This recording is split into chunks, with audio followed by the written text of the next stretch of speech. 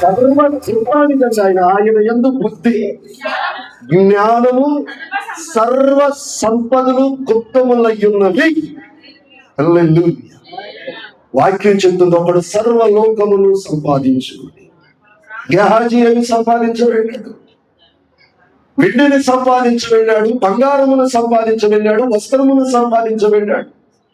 గొర్రె మేకల మందలను, ద్రాక్ష తోటలను, అంజూరపు చెట్లను సంతోషించి వెళితే హబక్కు కంటాడు, శాలలో పశువులు లేకపోయినను, ద్రాక్ష చెట్లు ఫలింపకపోయినను, చేతిలోని పంట చేతికి రాకపోయినను నేను యెహోవా యందు ఆనందించేదను. ఎందుకని?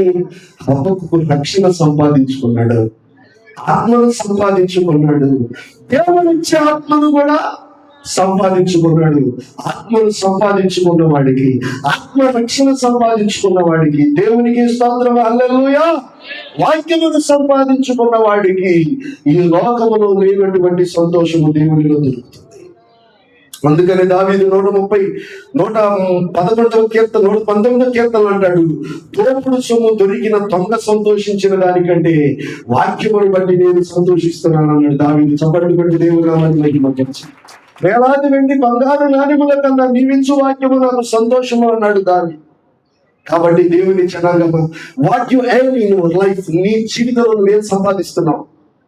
నువ్వు అనుకోవచ్చు, ఒకవేళ ఎన్ని చెప్తున్నావే ఇవన్నీ మిక్కిటి వేండ్రముతో ఒకనాడు లయమైపోయింది.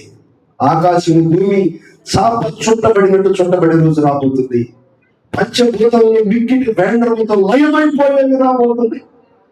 అందుకని వాక్యం చెబుతుంది, మనము అదృశ్యమైన వాటిని నిదానించి చూడాలి. దృశ్యమైనవి అనిత్యములు, అదృశ్యమైనవి నిత్యములు. అదృశ్యమైన వాటి మీద ఎవరు మనసు ఉంచుతారంటే ఆత్మానుసారం.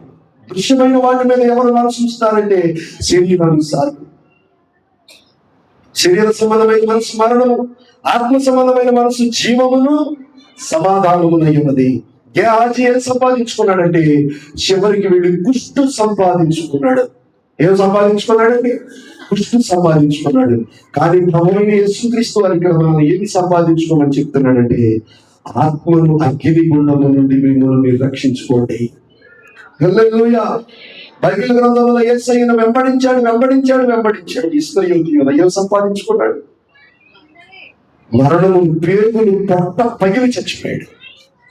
నేను కూడా మిమ్మల్ని అడుగుతున్నాను, మనకు కావలసినదేదో, అక్కరగా ఉన్నదేదో మన దేవుడికి తెలుసండి. ఆకాశ పక్షులను చూడండి, అవి విత్తవు,